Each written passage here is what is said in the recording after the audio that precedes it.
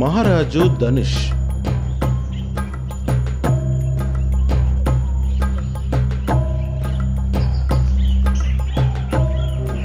చాలా ఏళ్ల క్రితం పక్షులకు రాజైన ధనుష్ అనే గ్రద్ద ఉండేది.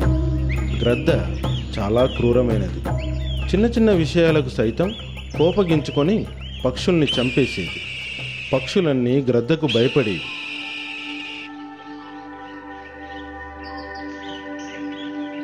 ఒకరోజు గ్రద్ద అరాచకాలను భరించలేక మిగతా పక్షులన్నీ ఒక సభను ఏర్పాటు చేసుకున్నాయి. ఈ సభ ఒక రహస్య సమావేశం. ఈ సభలో ధనుష్ అరాచకాలే చర్చనీయాంశం. సభ ముగింపులో ధనుష్ను పదవి నుండి తొలగించి కొత్త రాజును ఎన్నిక చేసుకోవాలనేది సభా సారాంశం. ఈ కొత్త రాజును ఎంపిక చేసుకోవడానికి గాను వాటిలో అవి చాలా చర్చించుకున్నాయి.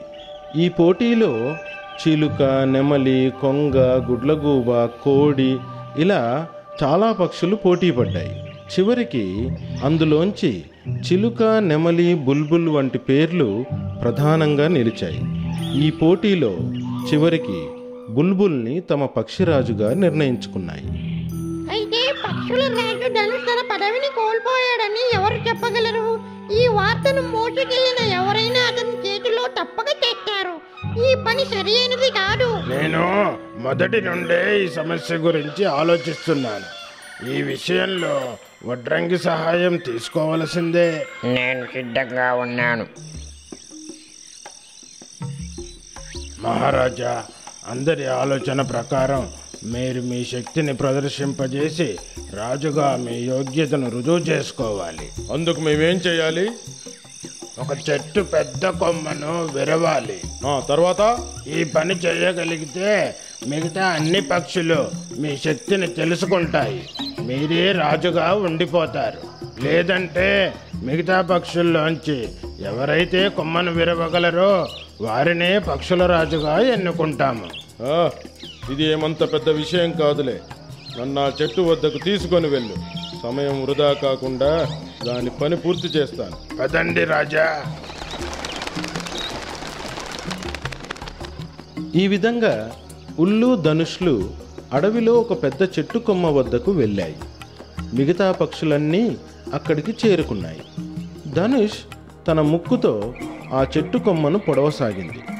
అలా గంటల కొద్ది సమయం గడిచిపోయింది. అతని శరీరం అంతా చెమటతో నిండిపోయింది. కానీ కొంచెం కూడా చెట్టు కొమ్మను విరవలేకపోయింది. అతడు పూర్తిగా అలసిపోయాడు. అప్పుడు ఉల్లు ఇంకో చెట్టు కొమ్మను చూపించింది. ఆ కొమ్మ ఈ కొమ్మ కన్నా దృఢంగా ఉంది కదా. అయితే ఓ పని చేద్దాం. ఇప్పుడు బుల్బుల్కు కొమ్మను విరిచే అవకాశం ఇద్దాం. ఈ బుల్బుల్ ఇది కొమ్మను విరుస్తోందా?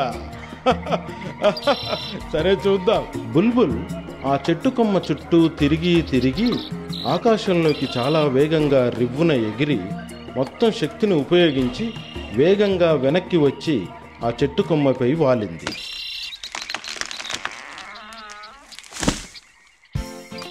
ఇది చూసిన ధనుష్ సిగ్గుతో తల వంచుకున్నాడు. నిరాశతో అక్కడి నుంచి దూరంగా వెళ్ళిపోయాడు. మిగతా పక్షులన్నీ ఎంతో సంతోషపడ్డాయి. వాస్తవం ఏమిటంటే కొన్ని గంటల క్రితమే మన వడ్రంగితో ఆ చెట్టుకు ముందే రంధ్రం చేయించాను. బుల్బుల్ బలంగా చెట్టు కొమ్మపై కూర్చోగానే ఆ కొమ్మ విరిగిపోయింది. మూర్ఖుడైన ధనుష్ బుల్బుల్ తన శక్తి చేతనే ఆ కొమ్మను విరిచిందని నమ్మింది.